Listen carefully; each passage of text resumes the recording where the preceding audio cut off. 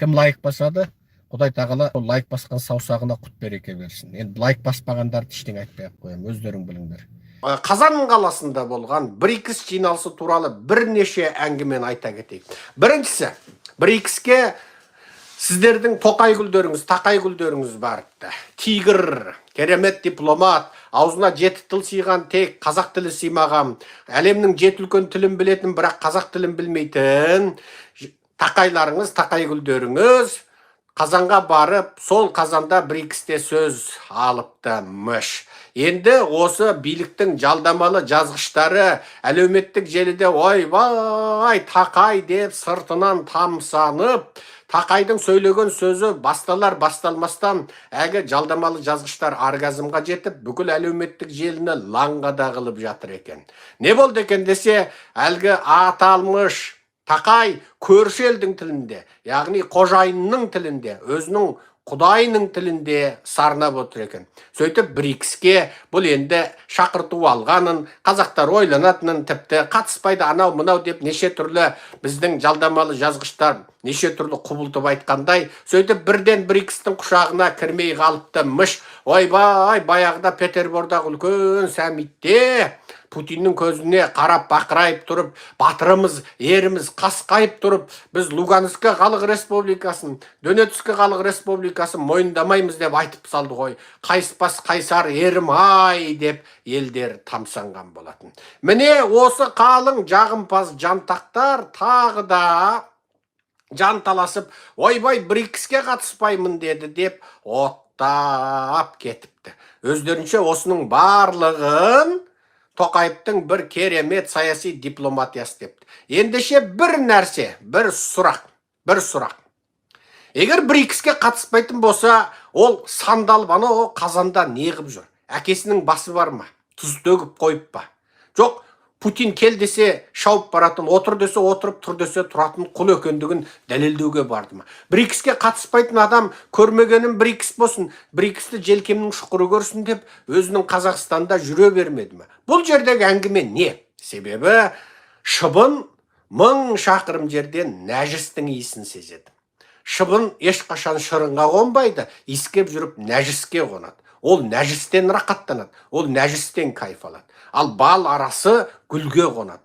Тоқаев ол ешқашан Путин мен жаңағы Си Цзиньпин бар жерден Тоқаевтың қалғысы жоқ. Себебі оның құдайы Путин, оның қалтасын қампайтып отырған Ши Цзиньпин, оның жанын қаңтарда сақтап қалған осы Путин. Ал енді тағы қазақтар көтерілсе, мен барып қырып берем, мен сенің қорғаушы құдайың болам деп, мына жақта көзі сығырайып Си Цзиньпин отыр. Сондықтан боқ жемесе иттің басы ауырады деген қазақ мақалын қазақтардың есіне тағы бір мәрте салып қоямыз. Себебі Тоқай сол орыс пен Қытай жүрген жерден айырыла алмайды. Искелеп жүріп, ана ауырған басын сол орыстың қолаңса сасыған қолтығына тығып барып жазады. Онсыз оның басы аспиринге де 100 граммға да жазылмайды. Орыстың қолаңсасын искемей, Қытайдың пияз сасыған, бақашаян сасыған аузын искемей, бұл Тоқайдың басы жазылмас. Міне, бұл Тоқайдың арсыздығы. Енді Тоқайдың екінші бір арсыздығы болып жатыр екен. Мынау жаңа жыл таяп келе жатыр. Григориан календар бойынша осы жаңа жыл тақап келе жатқан кезде Қара Ордадан қалайыменен қаңылтыр жауады. Сөйтіп кеудесіне қалың қаңылтыр төсбелгі сөлкебай таққан қазақтың игі жақсысы билік өкілдерінің алдында кеңкілдеп, көздеріне жас алып, еңбегімізді бағалады деп жатыр екен. Көз алдарыңызға біз осыдан бұрын әлеуметтік желіде көп салатын солтүстік Корейдегі мына өңірінен тартып шапанның етегі, тіпті шалбары тізесіне дейін өрденме медальға толы, төс белгілерге, наградаларға толы солтүстік Корейдің лауазымды тұлғаларын, әскери генералдарын біз ажуалайтынбыз. Оның бірнеше мәрте суретінде, видеосында салдық та, сол көз алдарыңызға келер. Енді жуырда қазақтың аталмыш игі жақсылары, әнші, күйші, бишісі, есерсоқ жындысы, жағымпаз жантағы, осының барлығы Қазақстанға еңбегі сіңген қайраткер, Қазақстанға еңбегі сіңген әнші, Қазақстанға еңбегі сіңген ұры, Қазақстанға еңбегі сіңген суайт, Қазақстанға еңбегі сіңген жезөкше деген атақтарды ала беретін көрінеді. Көп жұрт сынайды, Қазақстанда өндіріс жоқ, бізде зауыт жоқ, жұмыс жоқ дейді. Мен айтам, қайғырмаңдар, Құдайға тәуба шүкір деңдер. TikTok имамдарыңыз айтты ғой, тәуба шүкір, бір көзің дой болса, бір көзің бар. Саясатта нелерің бар, қатыныңды тәрбие, жоғардағылар ұрлай берсін, сен сол қатын балашағыңмен ғана айналыс деп TikTok имамдарыңыз, тағы басқа жағымпаз жантақ, мұнапиқ молдасымақтар мен дінкештер айтқан сияқты, Қазақстанда Құдайға шүкір тәубе, бірі пластмасса тәзік өндіретін өндірістеріңіз бар. Екіншісі міне қалайдан, қаңылтырдан төс белгі өндіретін өндірістеріңіз бар. Дәл осы жылдамдықпен кете беретін болса, Қазақстан дүние жүзінің тәзік табақ өндірісінің монопол мемлекеті болады, және қаңылтыр төс белгі өндіруден солтүстік Кореяды басып озып, дүние жүзінде қаңылтыр төс белгі өндіретін нөмір бірінші мемлекет болып, басқа артта қалған Еуропа мен Америка шіркін, ай, қазақ болып тумағанда қайтерім, қазақ болып туған болсам кеудемде жыл сайын төс белгі қаптап тұратын еді деп, қызығып сілекейлері ағып, ауыздары ашылып қалар еді деп айтуға болады. Сөйтіп міне Қарорда жақтан аспаннан қаңылтыр жауып, оған мәз болып, алғаны мәз болып, елбасына рақмет, тоқпасына рақмет, Тақайстанға рақмет деп жылап еңіреп, мына жақта ала алмай қалған күншіл мүншілі, ой-пырай, мынау не болды, медалдың қадірі кетті. Назарбаев кезінде төсбелгінің, награданың абырой атағы бар еді, енді қазір итте битті алып жатыр дейді. Міне көрдіңіздер ма? Міне Тоқаевтың екінші бір арсыздығы. Халықтың бетке ұстар дейтін алдыңғы ақ жағалысын өстіп алдап, сулап, кәмпит беріп, үй беріп, квартира беріп, атақ беріп, жалған, қаңылтыр төс белгі беріп, әйтеу қалың қазақ езіліп, аш жалаңаш жұмыссыз кедей, жоқшылықта, қоршылықта, әділетсіздікте өмір сүре берсін. Әйтеу халықтың 1%-на жетпейтін, ел алдында жүретін, сахнаға шығарылған аталмыш тұлғаларын разы қылып, сол арқылы халықты алдап, солардың атағымен, беделімен халықты алдаусыратып, бір күн өтсе, бір күн есеп, екі күн өтсе, екі күн есеп деп күн санап отырған қарақшы тоқайларыңыздың осы арсыздығын беттеріңізге айтып берейін деп, бұл лекциямның екінші бөлігін бастадым. Қазақстанның халқы бұған баяғыдан көздерін жеткізді де, көздерін жеткізіп те қойды. Бірақ өкініштісі, Тоқаев сондай БРИКСке жаңа шақырту алғанмен, ойбай біз БРИКСке кірмейміз дейтіндей, бұл БРИКСіңіз қандай ел еді? Анығында Путиннің арманы БРИКСті Еуроодаққа қарсы әлемдегі үлкен бір геосаяси, әсіресе экономиканы өзек еткен бір ұйым қылып құрмақшы болды. Бірақ ол арманы іске аспады. БРИКСті өздерінше НАТО сияқты бір әскери ұйым қылу мақсаттарында да ойлады. Бірақ ол армандары да іске аспады. Сонымен БРИКС деген бұл әшейін жай мемлекет басшыларының бір-бірімен кездесіп, халықараға әсіресе мынау құстай ұшып дамып бара жатқан Еуроодаққа, әскери күш қуаты әлеуеті күннен күнге артып бара жатқан НАТОға қарап, бір арқа жонын көрсететін, бір өздерінше бір қомданып, бізде өз алдымызға бір топ болып ұйымдасып, бізде бір бандит қарақшы болып, бізде өзімізше мына жер шары дейтін планетадағы өзімізше бір хутор бандасы деген банда болайық деген сияқты, өздерінше қалың қарақшы, ұятсыз, арсыз, сүмелек, есерсоқ елдердің басшылары жиналатын бір клубқа айналды. БРИКС, Бразилия, қайбір оңған ел. Дүние жүзінің жезөкшесі Бразилиядан шығады. Дүние жүзінің есер соқ, банды, қарақшысы, адам ағзасын саудалайтыны содан шығады. Бразилия, әрбірден кейін миллиондаған гектар жерін Қытайға беріп, Қытайдың қолтығына тығылып отырған ел. Бұл елдегі коррупция, бұл елдегі қылмыс, жезөкшелік, педофилдік, қыз жоғалған, сәби жоғалған, ұл жоғалған қылмыс дүниеде алдыңғы орында тұр. Ал осы Бразилия кезіндегі Португалияның отары, қазірге дейін Латын Америкада территориясы ең үлкен ел болғанымен, бәрібір демократия тағы басқа салада бұлар ешқашан алға шыға алмады. Бар болғаны олардың қызы жаңағы бой жеткеннен кейін бірден жаңағы анау силикон менен өсүрөтүн жеринин бәрін өсүрүп алып, сол халыкаралык сулуулар жарысына катнашып, сол кайтсем жаңагы сол өзүңдө бар мен көз көрүп артылам деме өзгөдөн дегендей Абайдын сөзүнүн керисинче өзүндө бар менен және жапсырып алган силикону мен көз көрүп, сол бүкүл дүйнөдө сулуулар жарысына катнашып, эң соңунда сол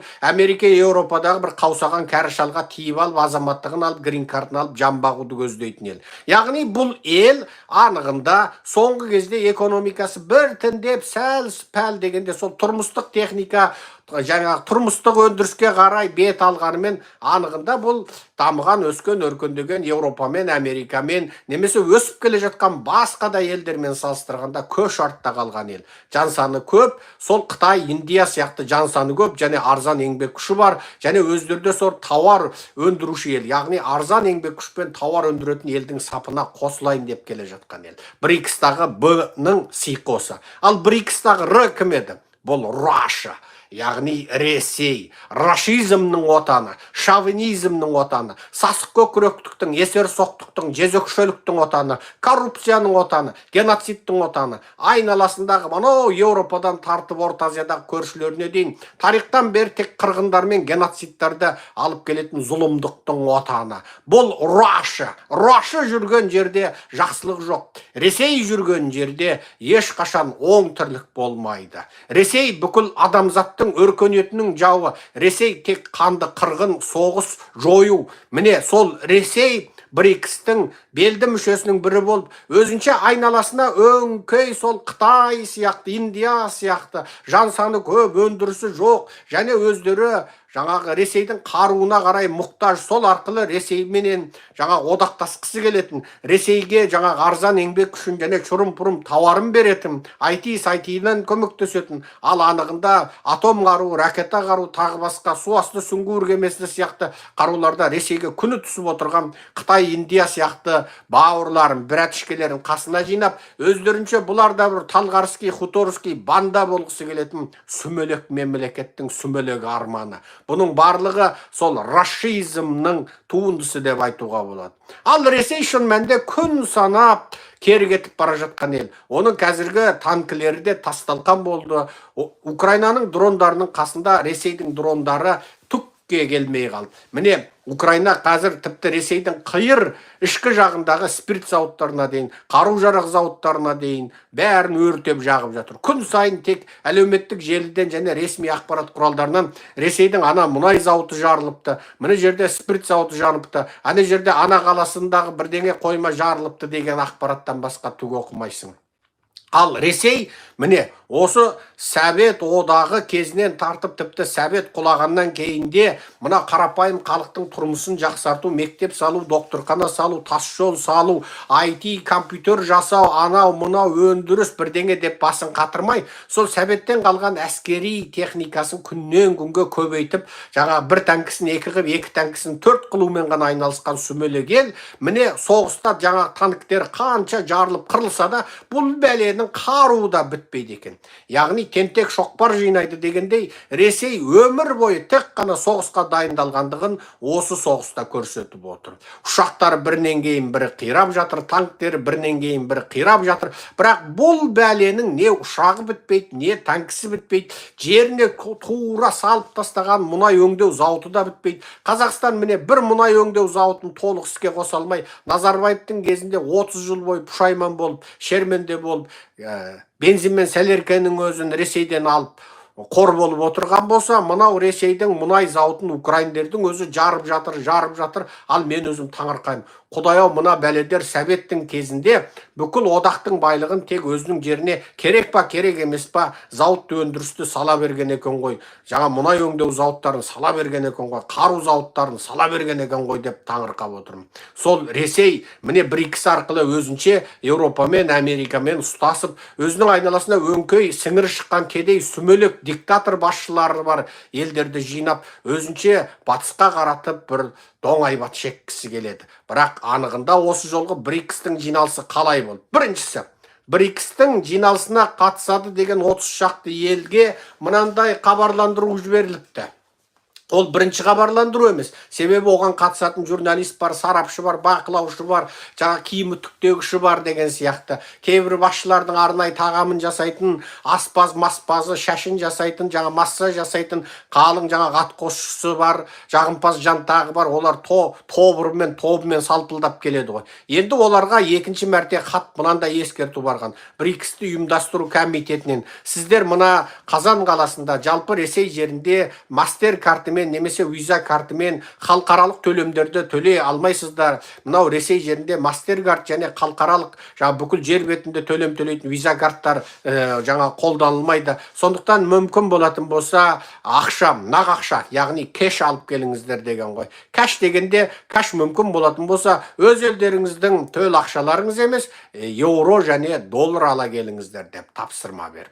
Яғни Ресей өзінің масқара болғанын осындай ескертпе хаттарымен бүкіл жер әлемге әшкерлеп отыр. Әдетте, мысалы, шетелден шетелге саяхаттап жүрген жұрттың бәрі біледі. Портфеліңізге бір картаны салып алсаңыз, сол жеткілікті. Әлемнің қай жеріне барасыз, картаңызды сызасыз, немесе тыңқ еткізесіз. Арысы жаңағы қонақ үйдің төлемінен тартып берісі, ресторанға кіріп тамақ ішу, былайғы метроға, таксиге отыру, соның бәрін жаңағы бір банк картыңызбен тық еткізесіз. Тіпті Қазақстандағы Каспий картыңызбен Америкада, Вашингтондағы көше автобусыменен метроның төлемін тыңқ еткізіп Каспий картпен төлей беруге болады.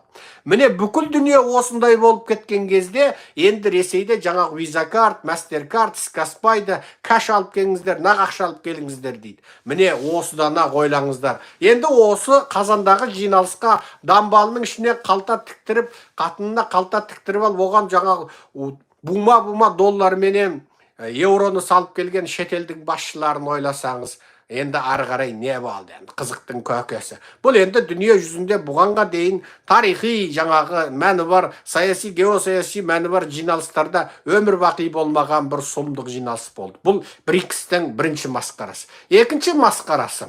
Қытай мен Орыстың ортасында бір сызат түскені байқалады. Себебі Қытайдың басшысы Ши Цзиньпин келді. Ол баяғыдай өзінің қалың нөкерін, атқосшысын шұбыртып алып келген жоқ. Жалғыз өзі сопиып келді. Бұл бірінші.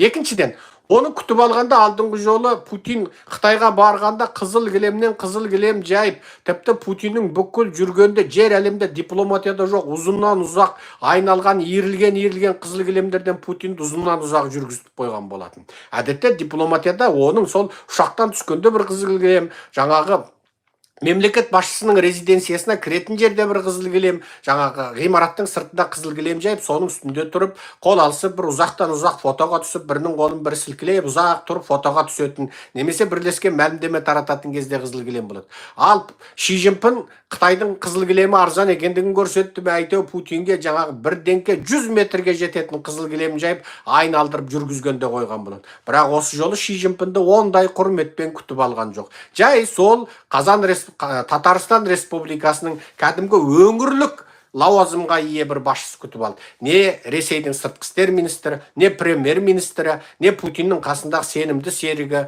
ақылшысы, кеңесшісі дейтін лауазымды тұлға күтіп алған жоқ. Анығында Қытай тарап Путиннің өзі күтіп алады деп күткенде, бірақ ондай болған жоқ. Баяғыда анау Семіз Ким, Солтүстік Корейдің Мешел баласы келгенде Путиннің өзі күтіп алып, алдынан жалбақтап шығып, ана Семізді құшағына сыймағанына қарамай жатта кеп құшақтаған болатын. Ал Ши Цзиньпинге мұндай құрмет көрсетпегені анығында екеуінің ортасында қандай да бір келіспеушілік бар екендігін көрсетіп қойды. Бұл екі. Үшіншісі, енді осы БРИКС-тің жаңағы бастамашы елдері өзара жаңа бірме-бір бетпе-бет кездесіп, жабық есік жағдайында сұхбаттасады дегенде Путин мен Ши Цзиньпин бірінші кездеседі деп көптеген адамдар күтті. Сөйтсе Путин бірінші кездесетін адам Ши Цзиньпин емес, Индия басшысы Моди екен.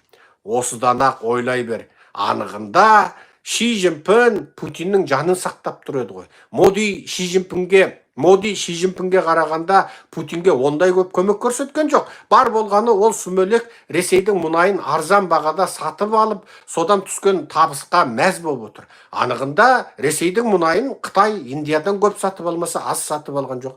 Ресейдің газын сатып алып отыр. Және ол Ресейге тұрмыстық техника деген атпенен бүкіл танктың моторын, генераторын, бүкіл жаңа танктың доңғалағы шынжыр табанын, бүкіл техниканы, бүкіл дронды беріп отыр. Иранда өндіретін шахет дрондарды сол ар жағында Қытайдың технологиясымен екені белгілі. Ал Ресейдің қазірдің өзінде Қытай жерінде үлкен дрон заводын салып жатқандығы ол екі бастан белгілі. Ендеше дәл қазіргі Орыс-Украин соғысында Қытайдың мәні өте зор екендігін жұрттың бәрі біледі. Тіпті Еуропа мен Американың басшылары қанша мәрте саусағын кезеп тұрып, Қытайдың көзіне шұқып тұрып, сендердің кесірлеріңнен Орыс-Украин соғысы жалғасып жатыр. Сендердің кесірлеріңнен мынау жаңағы дүние жүзіндегі адамзат тарихындағы екінші дүниежүзілік соғыстан кейінгі ең сұмдық қанды қырғын жалғасып жатыр. Сондықтан Қытай Ресейге жаңағы әскери және тұрмыстық қос бағыттағы техниканы берем деген атпенен мынау Ресейдің экономикасына қан құйып жассыңдар. Ресейдің жаңағы өлейін деп тұрған экономикасында жаңа санкциядан кейін жаңа тасталқан шығып жатқан экономикасын сақтап отырған сендерсіңдер. Сондықтан сендер мынау Ресейді қолдаған тоқтатпасаңдар, біз сендердің жаңағы электр автокөліктеріңе санкция саламыз, кеден салығын көбейтеміз, сенің тұрмыстық техникаңа кеден салығын көбейтеміз деп, Америкада, Еуропада Қытайдың көзіне қаншама шұқыды. Бірақ Қытай өзін байтқан, өзінің аш қарнын тойғызған, жалаңаш тәнін киіндірген Еуропа мен Американың жақсылығын ұмытқан бұл сүмелек Қытай өзінің 500 000 гектар жерін басып алған Ресейдің қолтығына тығылып тұр. Неге? Бұл екеуін жақындатып тұрған не? Диктатуралық, шовинистік, коммунистік идеология. Енді қараңдар. Сөйтіп Моди мен Путин бірінші махаббаттасады екен. Демек Ши Цзиньпин мен Путиннің ортасындағы шырнай аяқтаған сияқты. Екеуінің махаббаты салқындаған көрінеді. Ал Индия қазірше Еуропа, Американың ескертулеріне құлақ аспастан Ресейдің арзан мұнайын алып мәз болып отыр. Бірақ қалай дегенмен Индия Қытайға қарағанда демократияға бір табан жақын ел. Сондықтан ол да кез келген уақытта батысқа бет бұрып кетуі мүмкін. Ал Қытай неге осындай болып қалды, қазірше ешкім түсінбейді. Демек, Ресей Қытай ортасында бір деңгейге келіспеушілік бар. Мүмкін Ресей сұраған талапты Қытай орындамады. Мүмкін Қытай Ресейге ренжулі, себебі алдыңғы жол Ухан қаласында Ресей Қытай бірлесіп жасады делінетін атом энергиясымен қозғалатын сүңгуір кеме Ухан қаласында өзенге кеме түскен жерде өзеннің астына шөгіп кеткен. Міне, тастай батып судай сің дегендей, сол Чаңжаң өзеніне тастай батып судай сіңіп кетіпті. Сонымен Ресейдің атом сүңгуір кеме технологиясына мұқтаж Қытай Ресейге қатты өкпелеп, сен дұрыс маманыңды жібермедің, немесе технологияңды бізден жасырдың деп, екеуінің ортасында бір кикілжің бар болуы мүмкін. Және бірі Қытайдың зымырандарының дәлдігі төмен. Ресейдің зымырандарының дәлдігі Қытайдың зымырандарынан жоғары. Мүмкін Қытай сол зымыран технологиясының координация, локациялық өнерін Ресейден ала алмай отыр. Үшіншісі, Қытайда осы уақытқа дейін халықтық авиация жоқ. Қытай өзінің ұшағын өзі жасай алмай отыр. Ал Ресей кем дегенде Советтің анау алып жаңа танк таситын ту ұшақтары бар. Ал бұл технологияны да бермей отырған болуы мүмкін. Және бірі Қытайдың бомбалаушы жойғыш ұшақтарының барлығы Ресейдің миг ұшақтарының, су ұшақтарының көшірмесі. Бірақ бұл ұшақтардың кейбір технологиясын Қытайға бермей отыр. Және кезінде Зәнземен дейтін Қытайдың сүмелек коммунист қанішер басшысы 5 миллиард долларға 2000 жылы Ресейден сатып алған атом сүңгуір кемесі анығында ешқандай да атом сүңгуір кемесі емес, тек сүйретіп қана жүретін құр темірдің сұлбасы болған.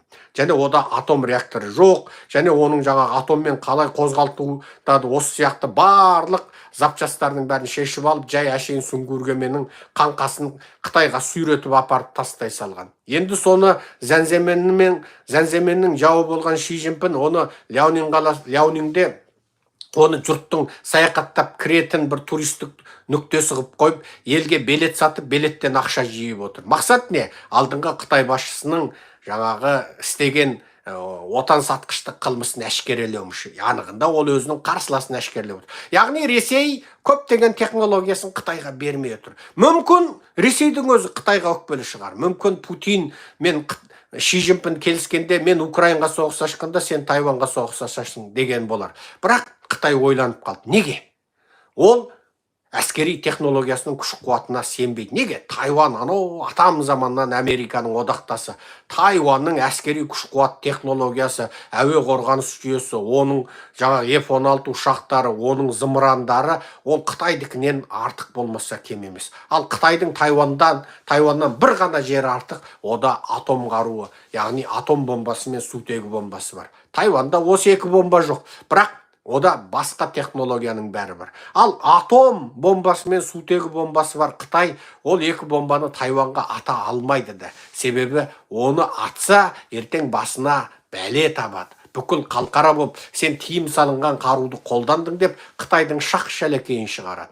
Тіпті осы уақытқа дейін Қытай жақ болып отырған кейбір елдер батыс жаққа, Еуропа мен Америкаға қосылып кетуі мүмкін. Сондықтан атом дейтін қару тек біреуді қорқытып, жаңағы үрейлендіруге ғана керек. Шын мәнінде соғыста, екінші дүниежүзілік соғыста Нагасаки мен Хиросимаға екі бомба тасталғаннан басқа соғыста осы уақытқа дейін қолданылған емес. Демек, Қытайдың өзі Тайваньға соғыс ашқаннан үрейленіп қорқып отыр. Демек, осындай жағдайда Путин Ши Цзиньпинге ренжіп отырған болар. Яғни БРИКСте міне қозғаушы жетекші ел дейтін осы Индия, Қытай, Ресей үшеуінің ортасында осындай бір кикілжіңдердің болғанына қарап, бұл БРИКСіңізде бүгін бар ертең жоқ, әшейін жаңағы бір бос дүние екендігін көруге болады. Ал Тоқаевтың БРИКСке біз жаңағы қатыспаймыз немесе ойланамыз анау мынау деген оттаубай әңгімесін дәріптеп, үгіттеп, ойбай, Тоқаев деген міне дипломат керемет деп оттаған жаңағы биліктің жалдамалы жазғыштары менен жағымпаз жантақ суайттары бір сұраққа жауап берсінші. Тоқаев Қазанға әкесінің басын іздеп барды ма? Жоқ, Примаковтың қабіріне барып, шоқынып, аруағынан медет сұрағалы барды ма? Неге барды? Яғни ит боқ жемесе бас ауырады. Ол жаңағы сол орыс Қытай жүрген жерді іздеп жүріп тауып барып отыр. Сол БРИКСке есі дұрыс елден ешкім келген де жоқ. Бар болғаны осы ғана.